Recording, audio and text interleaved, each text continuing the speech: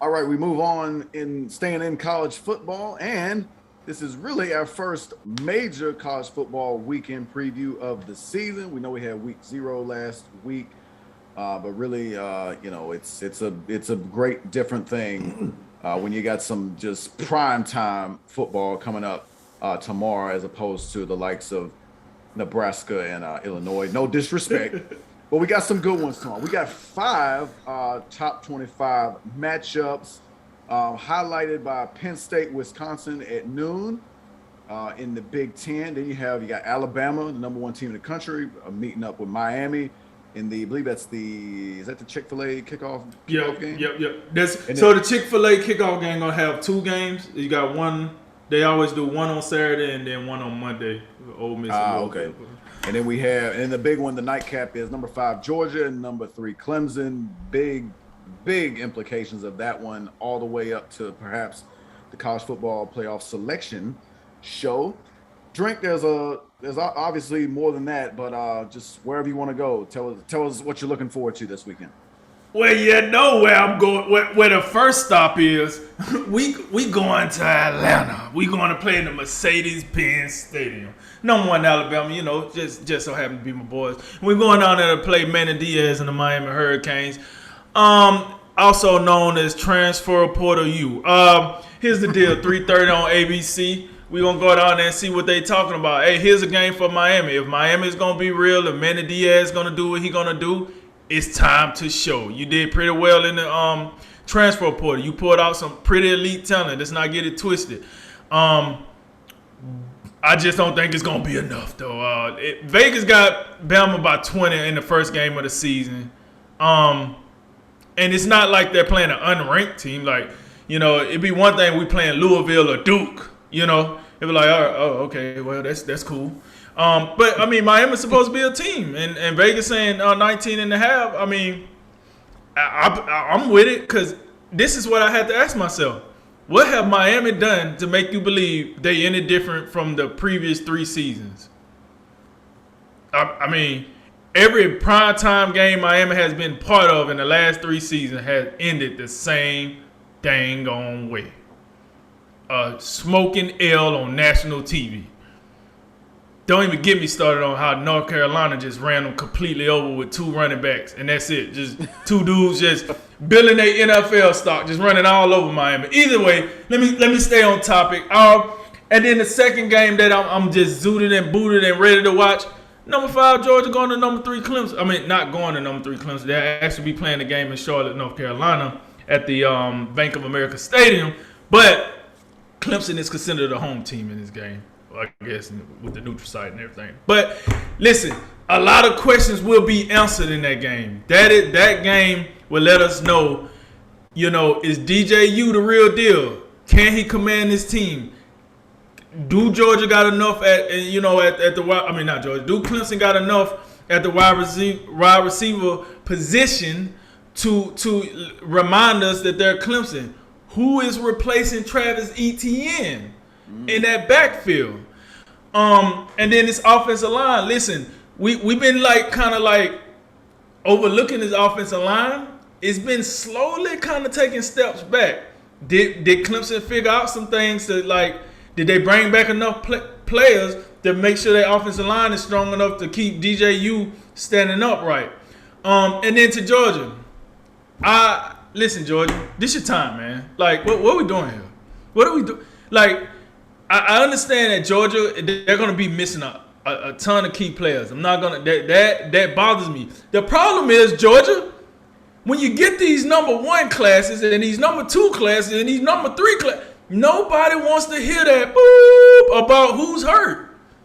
The Alabamas and the Clemsons of the world and the Ohio State, they don't get the excuse that somebody was hurt.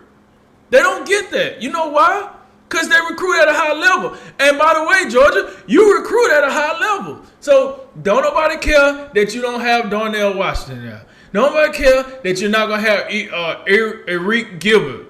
Don't nobody care that you're going to be missing a couple of other wide receivers.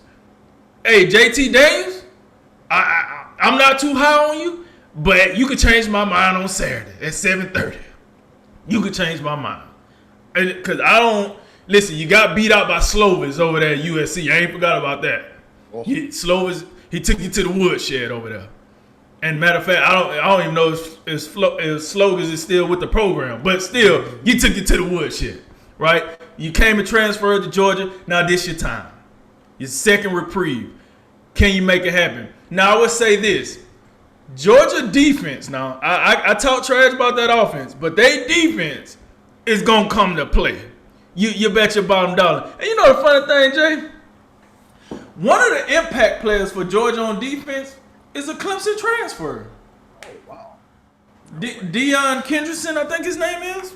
Or Hendrickson? Yeah, he'll be a starting DB for Georgia. He should be an impact player.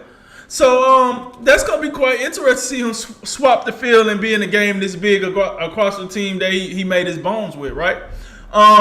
So I think Georgia defense is going to come to play. I think this is going to be a very low-scoring game, and Vegas think so too because they got a -3. I personally, so to give my predictions, I'm going to take Georgia 31-28 over Clemson in that game. And then to the Alabama game, I'm gonna take that one about 45-17, something like that. First game of the season, I'm coming out the box. We're gonna drop 40 out the box. Because here's why. I'm not just saying it because I'm an Alabama home, but here's the thing. With the way that COVID affected the season last year, you got a lot of guys now that has starting ability that had to kind of sit back because we brought back so many seniors last year. Now, those guys get to cut their teeth. And these ain't that. It's not because they're not good. It's just because, listen, Alabama recruit at a high level, like I said. Now, when the backups come in, they're going to be just as good as the starters. We're not used to that. Usually when the backups come in, it's the reason why you're a backup, right? I think now Alabama has enough depth where they can keep the pressure up on teams even if they're beating them by like 30 points. They could just keep it going because they bringing in just as good as players. That's why I said that score just to let the watchers know I'm just not out here talking crazy. But the one game I didn't mention that I do think going to set a tone, we talked about Ohio State and Minnesota in the first segment. The game that opens up this big weekend, right? Penn State and Wisconsin. Number 19 Penn State against number 12 Wisconsin. Like to the point that you made earlier, I want to see if we can see somebody of these two teams that if they were to play Ohio State, they can give Ohio State problems on defense. That's what I want to see in this game. I want to see if the Wisconsin quarterback can make some plays down the field and put some pressure on Penn State DBs. I want to see if Penn State got a running game that could, put Wisconsin linebackers, because that's what they're known for, running backs and linebackers. But I want to know if Penn State running back could put pressure on Wisconsin linebackers. And I think that would give us a better picture of what they could do against Ohio State down the road. So I think that game is important. They got a 5.5 spread on that, going for Wisconsin. So I'll probably take that one. I think this probably be a 3-point game when it's all said and done. And for that fact, I would take Wisconsin. I'm gonna take that one probably. I'm looking at that. I said 4 points. I'm looking at that being 28-24. I think Wisconsin will take that about 4 points. That's how I'm looking at that one. And then you got Indiana and Iowa. Listen, Iowa. My boy Kirk Ferentz, man, let me tell you, man. That's my boy up there, Mr. Slippery himself. Indiana, number 17 Indiana, we want to see if Michael Penix is really what we seen last year or if that was just a COVID rip and snip. We want to see if he could come back and make Indiana relevant like they was last year, right? They haven't been that relevant since Bobby Knight threw a chair across the court. So we want to know if they can do that again, and they get a great test with 18 Iowa at home. One thing, and I say this all the time, Iowa always get somebody at home every single year. They always get somebody at home. It's like you go in there, they got the kids, you do the wave to the kids, and for some reason they amp them up and they always sneak somebody in and beat somebody they don't supposed to beat at home. So they got that game by 4 points. I think Iowa win that one by a field goal. I'm looking at that. I don't think this is a high-scoring affair by any means, even though Indiana does bring back a pretty good wide receiver core. I like a couple of guys, Freifogel and a couple of other guys. Yeah, like they got some guys for Indiana, but I just think would have been the first game of the season, and it's been on the road. They probably be stuck in the mud, struggle a little bit. So that game right there strikes me as old, like, to be honest with you, like a 21 like 17 game, something like in that ballpark. So and then this one on Fox, right? Louisiana, number 23 Louisiana at number 21 Texas. This is another game that's based off of COVID. Because if it wasn't for COVID, are we really talking about Louisiana? Are we really talking about Louisiana? How many times have we talked about the Raging Cajuns before COVID? Now, don't get me wrong, I know somebody like yelled at me through social media the other day. You know how many starters they bringing back? You know how many starters everybody bringing back? Like, LSU bringing back damn that whole team last year. Like, everybody's bringing back starters. This ain't, COVID messed everybody up. So they're not the only unique team that's bringing back a Zorbit amount of starters. Billy Napier has built something in Louisiana. I'm not going to take that from him. I just don't think, they got Texas by 9. I think it should be a little greater. I think Steve Sarkisian going to, listen, he going to draw up some stuff. But I also think Steve Sarkisian going to understand this is Texas, not Alabama. Yeah, like not to say that Texas don't have talent, because they do. But Texas might not have the structure that Alabama has, and that matters. So they got Texas by 9. I think Texas should win. I do think this game will be a little closer because Steve Sarkisian, first time being a head coach in a while, like a legitimate. I ain't talking about that one game sabbatical he pulled last year against Auburn. I'm talking about actually being a head coach of his own team. Billy Napier, he's smoking hot right now. They trying to he win this game. They might be like, hey, go ahead, get him over to the Power 5. Go and get him to the SEC. There's a couple teams that going to fire their coaches at the end of the year no matter what. Go and get him over there. So he got his boys playing. I think this will be a good game. I don't think 9 points. I don't think Texas cover. I'm gonna take Texas to win, but I see them winning probably about 2 field goals. Like 2. Yeah, I see them winning by like 6 points. A bit of a high scoring affair though. I do see like a lot of like gimmick plays that get going. So I'm gonna take that 35.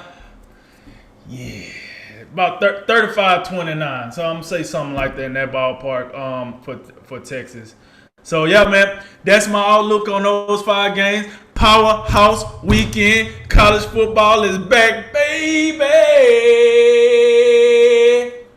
I don't even think I need to look at the rest of the schedule, the rest of the season, to say that I think Georgia and Clemson is going to be the most single consequential game of the entire season, especially, no question, from a non-conference perspective. Like when you look at like how, teams in one conference stack up against a team in another conference, particularly when you're talking about, who's vying for that, that 4th and final spot, and you have perhaps an SEC team against a Big Ten team. Who's going to make it in?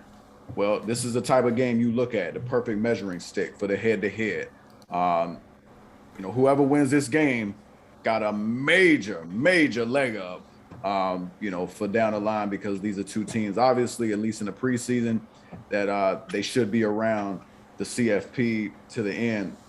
If you look at it, much like we've been talking about Clemson for the past several years, this is an instant resume builder for them, because we all know in the ACC, limited opportunities, even though we do understand Miami, North Carolina, but don't forget those teams in the Coastal. Clemson plays in the Atlantic. So the Atlantic, we know Florida State, they trying to do their build back better, or whatever they call it down there. And then, but when you look at the rest of the Atlantic division, I mean, I don't think there's a whole lot going on. So this is absolutely probably a bigger game for Clemson, just because Georgia down the line is going to play, some of the powerhouses. They're going to play Florida. They'll have a few games against the SEC West. And of course, if they make it through the SEC East, they'll meet likely, an Alabama or dare I say a Texas A&M. We don't know, but we'll see how it goes. But Georgia will get more opportunities to bounce back from it. But either way, it is a huge opportunity for Georgia. Clemson, you kind of don't know what to make of them.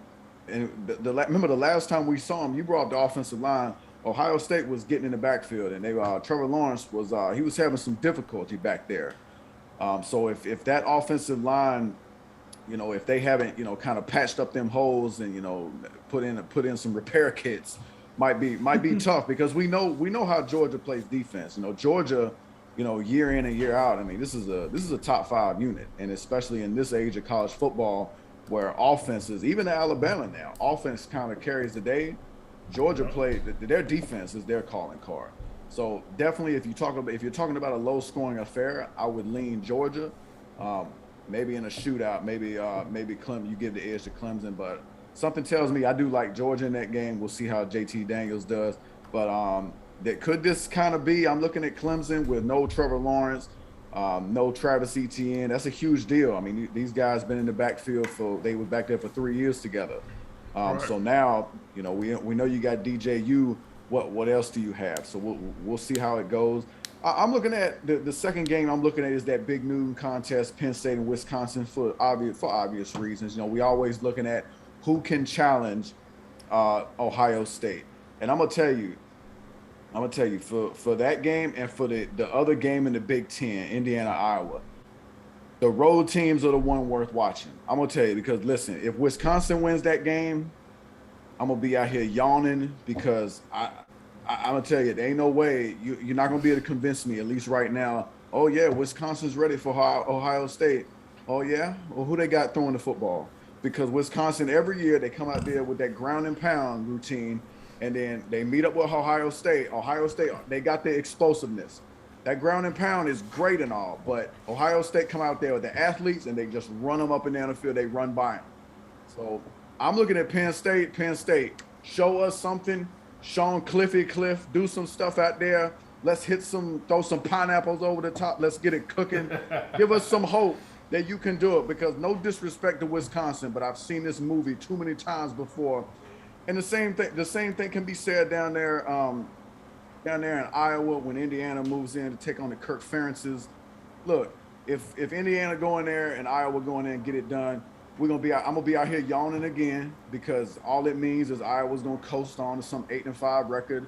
They'll go out there and they'll play in the Potato Bowl or the new and improved Jimmy Kimmel Bowl, whatever, and Kirk Ferentz will get another 2-year extension. It'll be all gravy. He'll put another tight end in the NFL. We know right. No, not just the NFL. He gonna have 2 first rounders, baby. But look, listen, if Indiana wins that game, I look at Indiana the same way I did Minnesota 2 years ago. Minnesota came out there. They was in the top 10 of the CFP rankings. We looked at them. We was starting to take them seriously. Indiana was they was the second team in the Big Ten last year. They had us kind of hyped. They had the Big Ten up there itching and scratching, oh my God, we're going to have to change the rules. I don't think Ohio State going to play enough games with the COVID and all that. Are we really Indiana, they're going to go to the playoff? What is happening? Man, remember Indiana gave Ohio State a really good game, if you remember. Michael Penix had him and Freifogel. Listen, listen, and that's why I said earlier, man. I just hope it wasn't just the effect of COVID. I hope that was a real thing, and then we're gonna find out if it's a real thing this season. But that's why I say the road teams. I'll be watching the road teams. If we can get one of those teams, and hopefully both of them. I like to see Indiana and Penn State win both those games, because if they can get off to a good start, it tells you something to okay, maybe we do have something against Ohio State. Not so much really on Wisconsin and Iowa for me, but Alabama and Miami. I mean, obviously that would be more of a headline if I was willing to take Miami more seriously. I'm not sure about it. I know they got all the transfers in the world. Derek King coming back for the Swan Song. He the 6th-year senior or whatever he doing. Obviously we know how electric he is, but I mean, it is Alabama. I know they got a new quarterback, Bryce Young, but look, this is Nick Saban. The reports of his demise, obviously, a couple years ago when you thought Clemson was taking over, well, it looked like they was greatly exaggerated. They lost a lot of talent over the last couple years. I'm anxious to see what they do. About that great quartet of receivers. They all gone now. But we'll see how it goes. I mean, it's Alabama. The media and the coaches said, "Yep, put a one up there with them." So there's obviously something there. So obviously, I wouldn't be surprised, if Alabama goes in there and handles them big. The big thing, I guess, for Miami, when you're looking at being about a 20-point underdog, I don't think if you're Manny Diaz, you necessarily, obviously you want to come in there and win the game. But I think the bigger deal is, hey, let's come out here and let's compete, and let's not get embarrassed. Let's prove that kind of, you playing the number one team. Obviously, probably no one really expects you to win the game, but you come in there and you play them tight. That'll do just as much for you as if you was to beat some doormat week 1 of the season. So go out there, play hard, play together, take care of the football, and validate that top 15 ranking that you've got. And of course, the other one, Texas, Louisiana. You would think that Texas, Steve Sarkisian coming in there, let's get a quick win, but hey, it's Louisiana and they rank. Whether we believe in them or not, whether it's COVID or not.